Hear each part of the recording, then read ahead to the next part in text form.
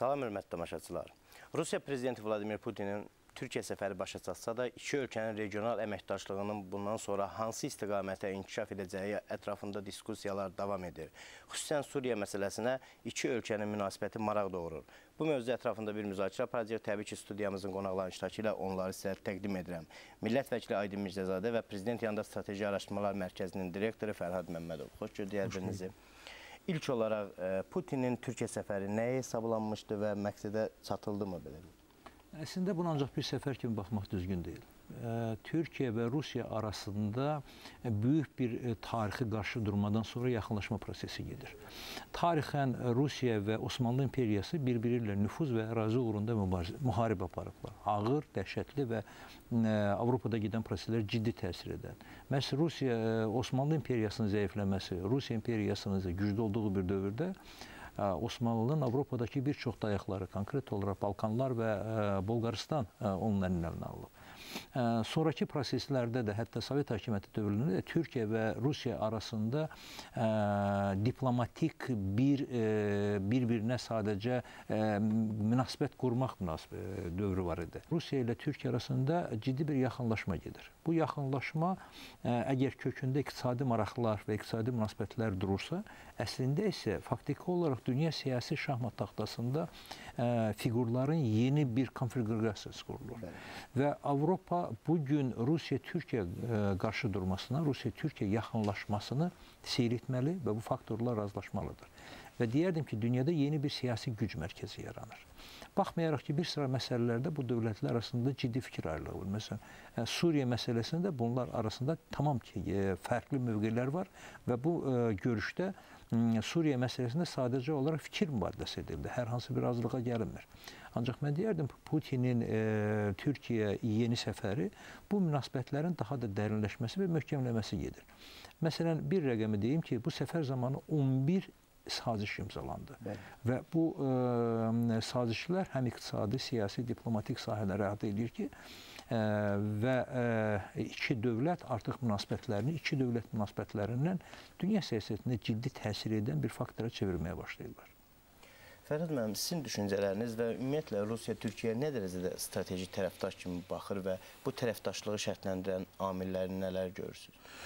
Ümumiyyətlə, bugün iki ölkə arasında münasibətlərdən danışanda ağ-qara kontekstindən qaçmaq lazımdır. Bu, daha çox soyuq müharibə dövrünə aid olan bir məsələ olubdur. Bugün Türkiyə-Rusiya münasibətləri bir neçə kontekstdə baxılmalıdır. Çünki hər iki ölkənin geosiyasi maraqları bir neçə regionda mövcuddur. Haradasa onlar üst-üstə düşür, haradasa fərqlidir. Digər tərəfdən iqtisadi münasibətlər var ki, onlar qarşılıqlı asıllıq vəziyyətini yaradır və bu qarşıdurmanın kəskin səviyyəyə çatmasına imkan vermir.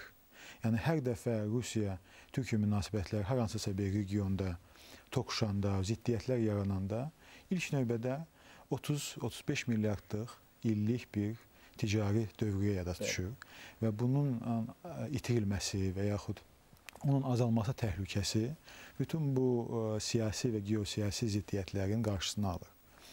Digər tərəfdən strateji layihələr var ki, orada Rusiya ilə Türkiyə qarşılıqlı anlaşma şəraitindədir. Bu ilk növbədə qaz sazişidir.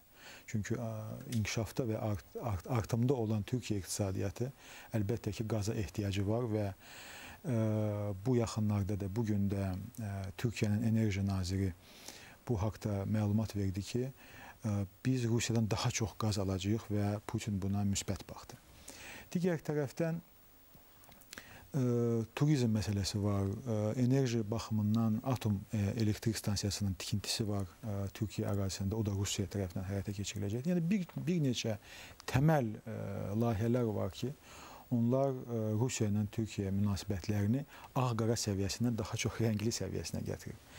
O ki, qaldı son dövrlərdə olan o Suriya məsələsinə və tamamilə fərqli bir baxışlara, mənə elə gəlir ki, patriotların, yəni bu havadan qorunma silahların Türkiyə yerləşdirilməsinin Rusiyanın da razılığı mövcud oldu. Çünki məhz bu danışıqlardan sonra və Lavrovun NATO səfəri, Brüsselə səfərindən sonra Bu anlaşmadan sonra əlbəttə ki, patriotların Türkiyə ərazisinə yerləşdirilməsi məsələsi kifayət qədər sakit, o qədər də böhran yaratmayan bir şəraitdə baş verdi. Yəni, biz onu fakt kimi qəbul edə bilərik ki, Türkiyə ilə Rusiya münasibətdə keyfiyyətcə yeni mərhələyə daxil olubdur. Burada qarşılıqlı eşitmə prosesi vardı. Hər hansısa bir qərar qəbul olunanda da qarşı tərəfin maraqlarının ödənilməsi şəraitində bu proses baş verir. Siz dediniz 11 müqavilənin imzalanması və bugün hər iki ölkə arasında iqtisadi münasibətlər sürətlə inkişaf edir və Fərhad müəllim də toxundu ki, bu ticarət dövrəsi iki ölkə arasında 35 milyard dollardır. Və hətta tərəflər bu rəqəmi 100-150 milyard dollara çatdıracaqlarını deyirlər. Rusiya bazarı Türkiyə üçün nə qədər əhəmiyyətlidir və ya tərsinə?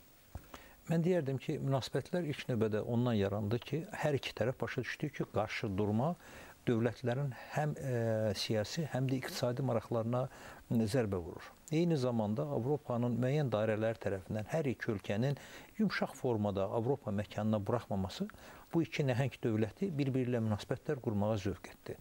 Mən deyərdim ki, iki dövlət bir-birində qarşılıqlı surətdə bazarlar tapa bildilər.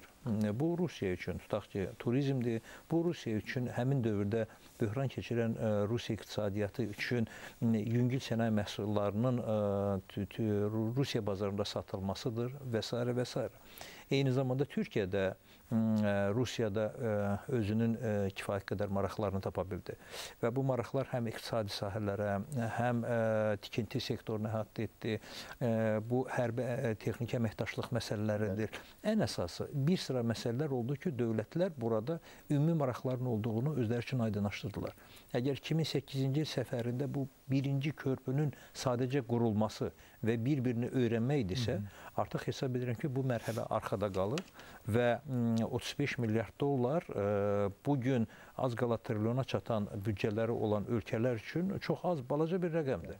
Və 150 milyard dollar bu real görünən bir məqsəd kimi qiymətləndirilə bilər. Belədə isə maraqlı cəhətlərdə biri ondan ibarətdir ki, Rusiya və Türkiyə dünyanın ilk növbədə qərb dünyasının bunların münasibətlərinin yaxşılaşmasına nə cür reaksiya olduğuna əhəmiyyət vermədən bu münasibətlərə getdilər.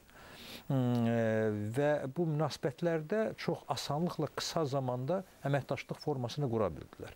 Artıq dövlətlər bir sıra məsələlərdə hətta bir-biri ilə siyasi məsləhətləşmələri də çox geniş şəkildə tətbiq edirlər. Və bugün dünya bu ittifaqı artıq qəbul etməlidir, bu reallıqla hesablaşmalıdır və əlbəttə ki, iki böyük dövlətin bir sıra sahələrdə əməkdaşlıq etməsi artıq dünyada gedən proseslərə tamam başqa bir səmtdən həll edilməsinə gətirib çıxardır. Fərhad müəllim, rəsmi Türkiyə Amerika Birləşmiş Ştatlarının sanksiyalarına baxmayaraq İrandan qaz almaqda davam edir və Rusiya da hesab edir ki, artıq Türkiyə Avropa üçün enerji şəbəkəsinə çevrilir. Belə ki, Moskva mavi yaxın kəmərini genişləndirmək üçün cəlbedici təkliflərlə çıxış edir. NATO üzvü olan Türkiyənin Rusiya və İranla bu cür əməkdaşlığı Qərbi narahat edirmi və yaxud Qərbin, Avropanın təpkisi necə olacaq? İndi bu enerji məsələsinə və İranın sanksiyalar məsələsinə gəldikdə hər bir dövlət öz milli maraqlarından irəli gəlir. İrandan ən çox neft alan ölkə Hindistandır. Daha sonra Malayziya gəlir. Yəni, onlar hamısı Amerika Birləşmiş Ştatları ilə kifayət qədər normal və hətta deyərdim, müttəfiq şəraitində olan dövlətlərdir. Və Türkiyədə əlbəttə ki, bu qazın alınmasında və digər sahələrdə İranla inkişafında öz milli maraqlarından irəli gələn fəaliyyətdədir. Maraqlı məqam odur ki, Rusiya ilə Türkiyə arasında olan məsələlər və hətta ziddiyyətdə olan məsələlər, onlar danışıqlar yolu ilə həll etməsələr də, amma biri-biri ilə diskusiyanı apara bilirlər. Bu çox vacib olan bir məsələdir müasir dünyada. Həm liderlər qarşılıqlı olaraq biri-birini eşidir, duyur. Misal ki, Kosovo məsələsində görsək də, Rusiya ona qarşı çıxdı, amma Türkiyə onun tərəfindədir. Bəli. Və yaxud Suriya məsələsində yenə ziddiyyət var. Yəni, nə qədər ziddiyyət varsa, amma tərəflər öz mövqelərində qalaraq bu işi çox ciddi şəkildə dəstəkləyirlər. O ki, qaldı enerji məsələsinə. Bugün Türkiye Enerji Naziri bir mənalı olaraq bildirdi ki, Türkiye Cənub Axın layihəsində iştirak etməyəcək və daha çox TANAP və Nabucco Qərb layihəsini dəstəkləyir. Bu bir mənalı olaraq Rusiyanın maraqlarına zidd olan bir bəyanatdır və addımdır və Türkiyənin milli maraqlarına uyğun olan və onun öz vizyonu olan, belə deyək də, Türkiyəni bir enerji haba paylaşdırıcısına çevrilmək istiqamətində atılan bir addımdır. Və əgər Türkiyə bugün bunu edirsə və eyni zamanda Rusiya ilə iqtisadi münasibətlərini artırırsa, yəni bütün bax bu ziddiyyətlərdə əlbəttə ki, biz inkişafı görə bilərik. Və digər tərəfdən öz maraqlarımızı da bu kontekstdə ölçməliyik. Çünki bizim də strateji layihələrimiz, strateji inkişaf istiqamətlərimiz məhz bu regionda baş verən proseslərdən asılıdır. Və çox xoşdur ki, bütün bu proseslərdə Azərbaycanın marağı həm marağı ödənilir, həm də marağı nəzərə alınır. Bu Azərbaycanla bağlı məsələlərə toxunacağıq, amma Rus politoloqları Türkiyənin getdikcə regionun ən güclü dövlətinə çevrildiyini və Moskvanın da maraqlarına uyğun gəldiyini bildirir. Necə düşünürsünüz? Hətta müttəfiqlərin narahatlıq keçirdiyi bu güclənmə Rusiyanı qane edirmi? Siz ikinci hissləri vurğuladınız ki, bildirirlər ki, Rusiyanın maraqlarına xidmət edən dövlətə çevrilir. Mənə elə gəlir ki, bu onların arzusudur. Bu reallıqdan daha çox Rusiyanın bir sıra ciddi siyasi dairələrinin arzuladığı bir variantdır ki, Türkiyə onların maraqlarına xidmət etsin. Bu səfərdə də bir işarə axtarmaq olarmı buna? Mənə elə gəlir ki, əlbəttə ki, bunu istəyərdilər və daha çox, baxmayaraq ki, bir sıra məsələlərdə ciddi qarşıdurma var. Bununla belə Rusiya əvvəlki dövrlərdə olduğu kimi qarşıdurma momentlərini deyil, əməkdaşlıq formalarına daha çox üstünlük verdiyi görünür. Və Rusiya Türkiyənin timsalında birincisi özünə yaxın bir müttəfiq formalaşdırmağa çalışır. İkincisi isə maraqlarının Türkiyə tərəfindən daha çox dəstəklənməsinə ümid edir. Bu daha çox arzudur. Ancaq hesab edirəm ki, Rusiyanın strategikləri onu bilməlidirlər ki, nə qədər əməkdaşlıq olsa da Türkiyənin özünün maraqları var. Bu bir nüfuz dövlətidir, bu böyük bir tarixi olan dövlətdir və bugün ilk növbədə o maraqlar üzərində qurmağa başlayır. İranla neft-qaz alışı məsələsində Türkiyənin mövqeyinə gəldikdə isə mən hesab edirəm ki, baxmayaraq ki, Türkiyə Qərbin bir hissəsidir, o ilk növbədə İranla problemin başqa bir formada həllini təklif edir və bu da təklifdən biridir. Çünki vaxtı ilə Qərb dünyası İraqa, Liviyaya qarşı sanksiyalar tətbiq etdi. Amma həmin sanksiyalar hakimiyyətin zorla devrilməsinə və ondan sonra uzun müddətli bir qeyri-stabillik dövrünə gətirib çıxartdı. Deməli, hansısa bir alternativ variant axtarmağa dəyər. Və bəzən belə fikirlər səslənir ki, Türkiyə nə qədər çox Amerika Birləşmiş Ştatları və Avropa ilə qarşı durmaya gedərsə, bu onun üçün pisdir. Mən hesab edirəm ki, heç vaxt Qərb Türkiyəni itirmək istəməz. Türkiyə asanlıqla itirilə bilən və Türkiyəsiz keçinilə bilən bir dövlət deyil. Mən yada salım ki, baxmayaraq ki, yarandığı dövrdən Türkiyə Avropa Birliyinə qəbul oluna bilmir və onun qarşısına müəyyən sədlər çəkirlər. Yada salım ki, 1978-ci ildə Avropa Birliyi tərəfindən o dövr baş naziri Bülent Ecevitə Avropa Birliyinə üzvlük barəsində rəsmi təklif göndərilmişdi. Bunun əvəzində isə Türkiyədən Şimali Kipirdən qoşunların çıxarılması təklif edilmişdi. Amma Türkiyə özünün maraqlarını baxmayaraq ki, digər bir əlverişli statusdan, Avropa Birliyi statusundan üstün tutdu. Çünki Şimali Kipirdən qoşunların çıxarılması, orada Türkiyə əhalisinin qırılmasına, ümumilikdə isə Türkiyənin beynəlxalq aləmdə nüfuzun aşağı düşməsinə səbəb ola bilərdi. Suriya məsələsinə çıxışınızın əvvəlində hər ikiniz toxundunuz. Ümumiyyətlə, Suriya məsələsində Kremli Türkiyə ilə bağlı hansı məsələ narahat edir və Türkiyə Suriyaya daxil olarsa, Rusiyanın itkiləri nə olacaq? Rusiya Suriyana prinsipial bir məsələ kimi baxır. Yəni, burada həm BMT-nin Təhlükəsizlik Şurasında olan Rusiyanın mövqeyi və daha sonra Bəşər Əsad hakimiyyətinin, burada bir fərqləndirmək lazımdır. Suriyanın dəstəklənməsi və Bəşər Əsadın dəstəklənməsi. Bu, tamamilə fərqli bir məsələlərdir. Yəni, bu məsələlərin kontekstində əlbəttə ki, Rusiya bu Suriya məsələsində prinsipial məsələ kimi baxır.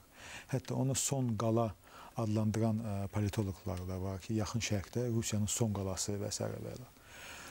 Türkiyə kifayət qədər ziddiyyətli bir şəraitdə qoşulub bu Suriya prosesinə. Çünki ilk əvvəl Türkiyə Suriyanın demokratikləşməsi prosesinin tərəfdarı idi. Oradakı gedən proseslər, sərhədin açılması, Suriya cəmiyyətinin Türkiyə ilə daha yaxından tanış olması, belə deyək, bütün yumşaq güc vasitələrinin Suriya istiqamətində istifadə edilməsi, nəqliyyat dəhlizi, iqtisadi axın, Suriya turistləri kifayət qədər çox idi Türkiyədə, aynən türklər Suriyaya gedirdi. Yəni bütün bu proseslər onu göstərirdi ki, nüfuz dairəsi sistemində saxlamaq istəyirdi Suriyanı. Amma bu proseslərin kəskinləşməsi Türkiyəni belə deyək də seçim etmək məcburiyyəti qarşısında qoydu ki, və Türkiyə bugünə qədər o seçim edə bilmir. Rəsmi olaraq hər hansısa bir siyasi qüvvələr Suriyada dəstəklənmir. Qeyri-rəsmi ola bilər ki, dəstəklənir və Fransa da artıq tanıyıbdır Suriya müxalifətini bir Suriya xalqının nümayəndələri kimi. Amma Türkiyənin kifayət qədər ziddiyyətli bir mövqeyi var. Çünki bir tərəfdən qoşulmamaq, o bir tərəfdən böyük kütləni öz ərazisində qaçqın kimi saxlamaq və bu prosesdə birmənalı olaraq Bəşər Əsəd getməlidir bəyanatını vermək. Düşünürəm ki, Rusiya ilə də bu Suriya istiqamətində gedən danışıqlar ilk növbədə artıq yeni müstəviyə qədəm qoyub, Suriyanın parçalanmamaq təhlükəsi. Yəni, Bəşər Əsəd hakimiyyətin gedib-getməməsi bir tərəfə, amma artıq Suriyada etnik baxımından bölgələrin İraq ssenariyasının parçalanmamasının qarşısını almaqdır. Yəni, bugün dünən böyük bir təhlükə Bəşər Əsəd idisə, bugün ikinci təhlükə, daha böyük təhlükə Suriyanın parçalanması və etnik zəminində yaradılan dövlətlər və vilayətlərdir. Yəni, bunun qarşısını necə alacaq Türkiyə? Bu da çox maraqlı bir məsələdir və mənə elə gəlir ki, iki pisdən seçəndə daha çox təhlükə törədən pisi aradan qaldırılması istiqamətində Türkiyə iş görəcəkdir və əlbəttə ki, bu danışılan kontekstdə dəyişir. Və burada artıq Rusiyanın dəstəyi və Rusiyanın mövqeyi də Türkiyə üçün kifayət qədər maraqlı və lazımlı ola bilər. Aydın müəllim, Türkiyəni müdaxilədən çəkindirmək üçün Rusiya BMT-də Fələstin müstəqilliyinə səs verdi. Bayaq söylədiyi mavi axın kəmərinin genişləndirilməsi məsələsi, hətta Türkiyədə atom elektrik stansiyasının tikintisinə kömək edəcəyini açıqladı. Bu, Rusiyanın Türkiyəyə ehtiyacından irəli gəlir, yoxsa doğrudan mı ortada Suriya məsələsində Rusiyanın narahatlığı var? Mən deyərəm ki, bunların hamısı var. Bu faktorların hamısı dediyiniz məsələlərdə var. Fələstinin BMT-yə statusla qəbul edilmə məsələsinə gəldikdə, artıq Fələstin müstəqilliyə həddən artıq yaxınlaşıb, onun qarşısını almaq mümkün deyil. Bu baxımdan Rusiya mənə elə gəlir ki, düzgün seçim etdi. Digər məsələlərə gəldikdə isə, bugün baxmayaraq ki, Türkiyə qoşunlarının Suriya ərazisinə daxil olması məsələsi ciddi sürətlə müzakirə edilir, bunun olacağı inandırıcı deyil. Birincisi, bu Suriyada hakimiyyətin dəyişilməsi məsələsinin Suriya-Türkiyə müharibəsinə çevrilmə variantını ortaya qoya bilər.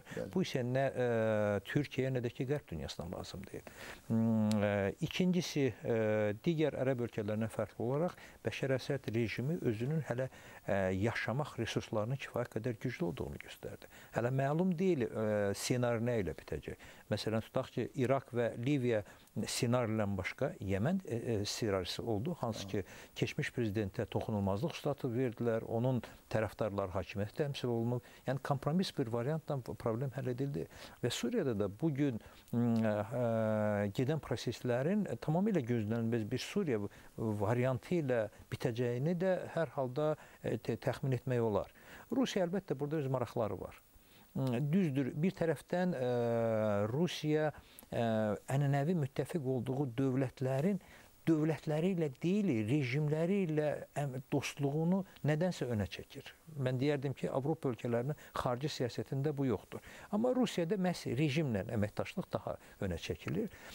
Amma o demək deyil ki, orada rejim dəyişdikdən sonra Rusiya həmin bölgədən və konkret olaraq həmin ölkədən çıxacaq. Baxın, İraqda, məsələn, Rusiyadan silah alınması ilə bağlı böyük danışıqlar gedir. Amma biz Türkiyə ilə Rusiya münasibətlərindən danışırıq. Maraqlara görə öz mövqeyindən Türkiyə münasibətlərinə görə geri çəkilə bilərmi Rusiya? Mən hesab edirəm ki, burada heç bir ölkə, nə Rusiya, nə Türkiyə həmin öz maraqlarına geri çəkilməyəcək. Sadəcə tərəflər bir-birinin marağını daha dərindən tanıya bildilər və bundan müvəffəq olaraq sonraki addımlarını atacaqlar. Fərhad müəllim, Rusiya, İraq və Liviya məsələsində, hansı ki bu məsələyə biz toxunduq, faktiki olaraq uduzdu. Ekspertlər bunu ikili oyun siyasəti ilə əlaqələndirdilər, digər səbəblər də göstərdilər. Ümumiyyətlə, necə düşünürsünüz? Suriya məsələsində BMT Təhlükəsizlik Şurasında qətnamə əleyhinə səs verməkdən başqa hansı addımlar ata bilər Rusiya? Birinci məsələ odur ki, İraqda kim uddu, kim uduzdu eləm bəlli deyil. Çünki Rusiya İraqda böyük neft sazişlərinə daxil olubdur və kifayət qədər uğurla öz neft şirkətlərini orada təmsil etdirir. Digər tərəfdən İraqın İranla yaxınlaşması və daha strateji baxımdan Rusiyaya kifayət qədər müsbət tərəfdaş kimi baxması da heç kəsə sir deyil. Digər tərəfdən Rusiyanın, belə deyək də, qlobal rəqibi olan Amerika Birləşmiş Ştatlarının İraqda kifayət qədər böyük maliyyə etkilərə yol verməsi və İslam dünyasında mənfi imicinin formalaşması da Rusiyanın bir alternativ olaraq müsbət dəyərləndirilməsindən gətirib çıxardı. Yəni, bütün bu kontekstlərə əlbəttə baxmaq. Bəli, Liviyada uduzdu. Liviyada həm böyük maliyyə itkisi baş verdi, təxminən 6-7 milyard dollarlıq sərmayə itkisi baş verdi. Müqavilələr tamamilə məhv oldu və onu heç kəs onun qaytarılmasına və təzminatın verilməsinə heç kəs söz vermir. Amma Rusiya əlbəttə ki, rejissori deyil. Gücü kifayət qədər sinirləri var. Yəni, bunun hamısının bir sərhədi var. Və ona görə hara gücü çatmırsa, orada vəziyyətin müvəqqəti olaraq pis olmasını bəlkə tərəfdarıdır. Yəni, əgər Rusiyanın marağı ödənilmirsə, onda məsələ ümumiyyətlə həll olunmasa yaxşıdır. Suriya məsələsi isə, yenə də deyirəm, bu bir geosiyasi sərhəd kimi düşünülməlidir. Yəni, Suriyanın tam olaraq Liviya ssenarisindən gedib qərbə daha yaxın olması, Amerika Birləşmiş Ştatlarına daha yaxın olması bu yaxın şərq bölgəsində tamamilə bütün prosesləri dəyişir. Yəni, konteksti dəyişir. İranın sərhədində yeni bir, tamamilə fərqli bir ölkə formalaşır. Ona görə Rusiyanın Suriya ilə bağlı olan məsələsi, yenə deyirəm, prinsipial məsələdir. Yəni, burada hətta elə geosiyasi maraqlar var ki, yəni, hamı başa düşür ki, əvvəl-axırı Bəşər Əsəd öz hakimiyyəti niyə gedəcək, ya da ki, hakimiyyəti paylaşmağa məcbur olacaq və tədricən bu hakimiyyəti təhvil verəcəkdir. Yəni, onsuz da bu hakimiyyətdən gedəcəkdir. Amma bu məsələnin belə prinsipial qalması, vətəndaş müharibəsinin kəskin şəkildə getdiyi bir halda xarici müdaxilənin qarşısını almaq və demək olar ki, şərait yaratmaq ki, insanlar orada qırılsın, ölkə tamamilə məhv olsun. Amma Rusiyanın, belə deyək, ssenarisinin olmaması bu bölgədə ona gətirib çıxarır ki, hazırki vəziyyətin qalması daha yaxşıdır. Yəni, kontekst dəyişdikcə... Amma Türkiyənin öz senarisidir, yoxsa Qərbin, Avropanın senarisidir? Bilirsiniz, mən belə deyək də, bu ssenariyalar o qədər də inanan deyiləm. Ölkələr, əlbəttə ki, hər bir ölkə özünün strateji planı var, harada nə etmək lazımdır. Amma vəziyyət dəyişdikcə hər bir ölkənin strategiyaları buna uyğunlaşmalıdır. Əgər strategiyalar uyğunlaşmırsa, deməli, resurs azlığı var. Rusiyada bu var. Rusiyada əgər hər hansısa bir münaqişə həll edilmirsə, onu həll etmir. Onu hazırki vəziyyətdə saxlayır.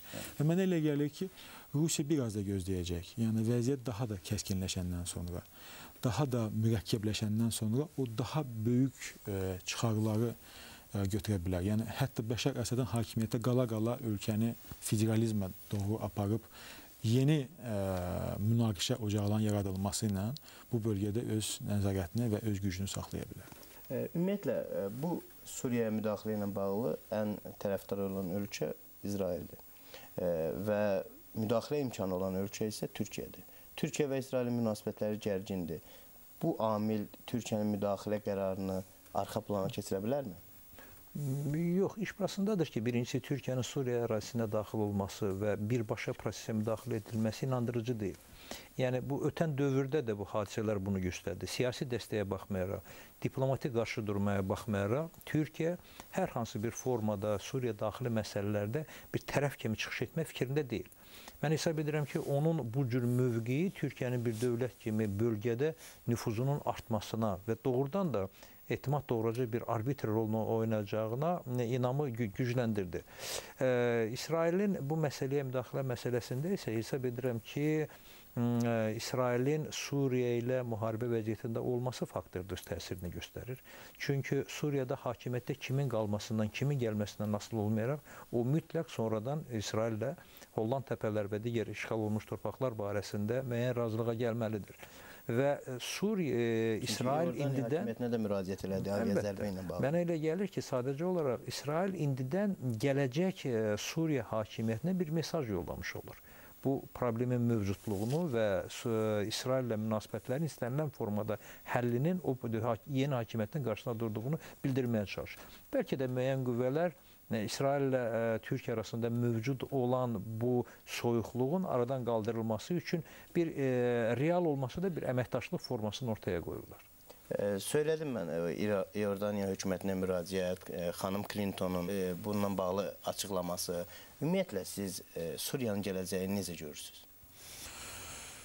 Kifayət qədər mürəkkəb sualdır. Çünki Suriyada Əsəd ailəsinin 45 ildən çoxdur hakimiyyətdə, 40 ildən çoxdur hakimiyyətdə olması. 70-ci ildə atası Hafiz Əsəd hakimiyyətə gəlmişdi. Onların artıq qalması və müxalifətin sıxışdırılıb kənara çıxarılması ona gətirib çıxartdı ki, hansısa bir qüvvə yoxdur ki, onu biz Suriyanın bir müxalifəti kimi biz tanıyaq. Əlbəttə, hansısa qruplar var və siz onun özünüz də şahidi oldunuz ki, xarici və Katar, Amerika Birləşmiş Ştatları, Avropa tərəfindən güclü təzyiqlər nəticəsində o Suriyanın müxalifəti adlanan bir dəstə, onlar birləşib hansısa bir vahid bir lideri, hələ o da şübhəli görsənilir, amma bir insanı ortaya çıxartdılar ki, bəli, bax, budur bizim Bəşər Əsədə olan alternativ bir namizədimiz və yaxud hakimiyyətə iddialı olan bir siyasi qüvvə. Demək ki, İsrail Bəşər Əsədə və yaxud Suriyaya qarşıdır. Əlbəttə ki, müharibə şəraitindədirlər, amma İsrailin kifayət qədər komfortludur bu hazırki vəziyyət, çünki bir pat situasiyası var. Heç kəs müharibəni başlamayacaq İsraillə Suriya tərəfdən, Bəşər Əsəd hakimiyyəti dövründə. Digər tərəfdən Misirdə götürək nümunə kimi, Misirdə də hakimiyyət dəyişdi və hakimiyyətə İslam qardaşları gəldi. Orada da indi də gedir o prosesə və İsrailə münasibət kəskin şəkildə dəyişdi. Yəni, sabahlar Suriyada da süni əhalinin çoxluğunu nəzərə alaraq İslamlaşma təhlükəsi var və həmin o müsəlman qardaşlarının bir qolunun Suriyada da kifayət qədər fəal olduğunu biz bilirik və onların hakimiyyətə gəlib İsrailə qarşı münasibətin kəskinləşdirilməsi kontekstində baxmalıyıq bu məsələlərə. Yəni, bir çox məsələlər var, amma ümumi olaraq Suriyanın gələcəyi əlbəttə ki, yaxşı görsənmir. Çünki artıq vətəndaş müharibəsi kifayət qədər böyük zərər gətirib ölkəyə, bir dövlətçilik sisteminə böyük bir zərbə yetirilibdir. Çünki parlament yoxdur, təmsilçilik sistemi yoxdur. 69-cu